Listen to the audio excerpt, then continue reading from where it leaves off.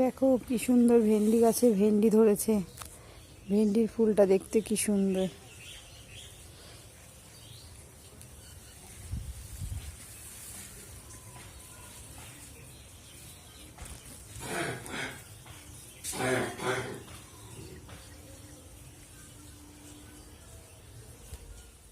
ডাটাগুলোর কিন্তু সুন্দর রং হয়েছে, একদম লাল লাল,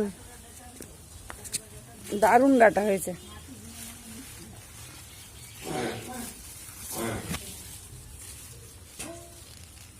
মোটা মোটাও হয়েছে বেশ ডাটাগুলো।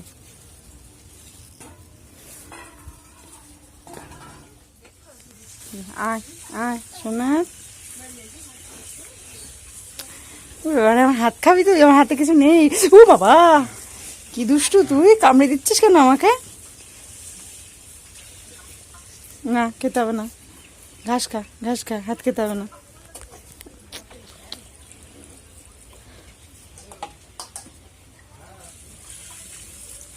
আয় আয় আয়, হাত খায় না।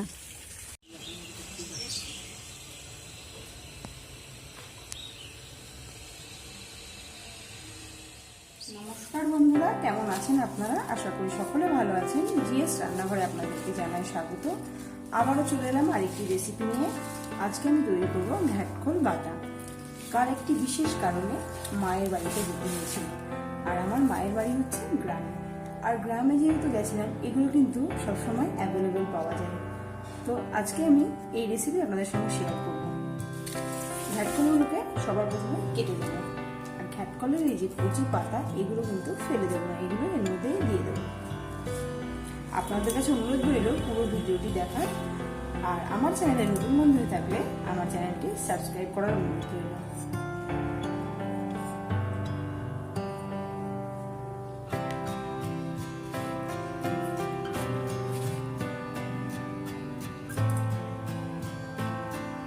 এর উপরে যে একটা হালকা আঁশুর মতো থাকে, সেটাকে আমি ছাড়িয়ে নিচ্ছি।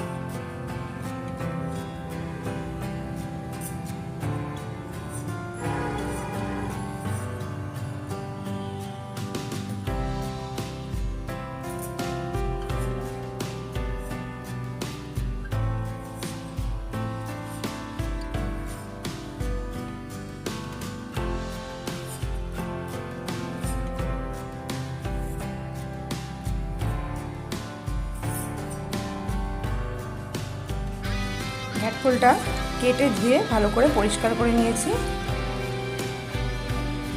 আর ঘ্যাটকলের জন্য এখানে মশলা হিসেবে কাঁচা লঙ্কা, রসুন, হাফ চামচ জিরে, আদা আর একটা পেঁয়াজ। এবারে মিক্সিতে আমি এই মশলাটা আগে করে নেব।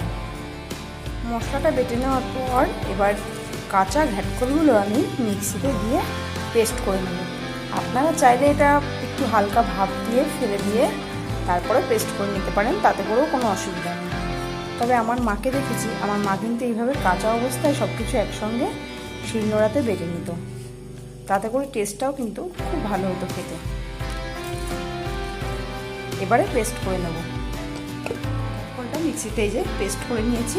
এবারে চলে যাব মূল রান্নায়। এবারে একটা কড়াই বসিয়ে কড়াইতে সর্ষের তেল দিয়ে দিয়েছি, আর এর মধ্যে ফোড়নে দিয়ে দিচ্ছি কালো জিরে। এবারে মশলাটাকে আগে ভালো করে কষিয়ে নেব।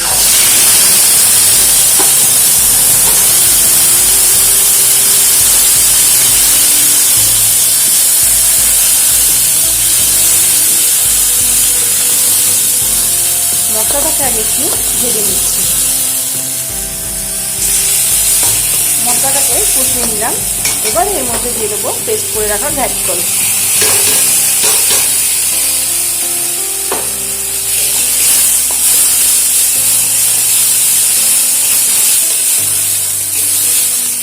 ভালো করে মশলার সঙ্গে মিশিয়ে নিচ্ছি। আর এর মধ্যে দিয়ে দিচ্ছি পরিমাণ মতো লবণ, আর দিয়ে দিচ্ছি হলুদ গুঁড়ো। আর এই রান্নাটা কিন্তু অবশ্যই কাঁচা লঙ্কা আর সর্ষের তেল, এই দুটো জিনিস কিন্তু দিতেই হবে।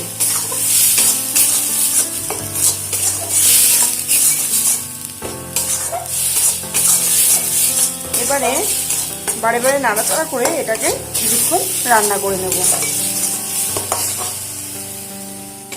ফিরে এলাম 10 মিনিট পর। গ্যাসের ফ্লেমটা লো টু মিডিয়ামে রেখে বারবার নাড়াচাড়া করে কিন্তু এই রান্নাটি করে নিতে হবে। আর এটা খেতে এত সুস্বাদু হয় যে এটা দিয়ে আপনি এক থালা ভাত খেয়ে নিতে পারবেন। অবশ্যই গরম ভাত হতে হবে। তো আর এটা কারা কি নামে চেনো তারা অবশ্যই কমেন্ট করে আমাকে জানিও। আর আমার আজকের রেসিপি কেমন লাগলো জানাতে ভুলো না। আজকের মতো শেষ করছি এখানেই, আবারও হাজির হয়ে যাবো নতুন কোনো রেসিপির সাথে। ততক্ষণে ভালো থাকবেন, সুস্থ থাকবেন, ধন্যবাদ।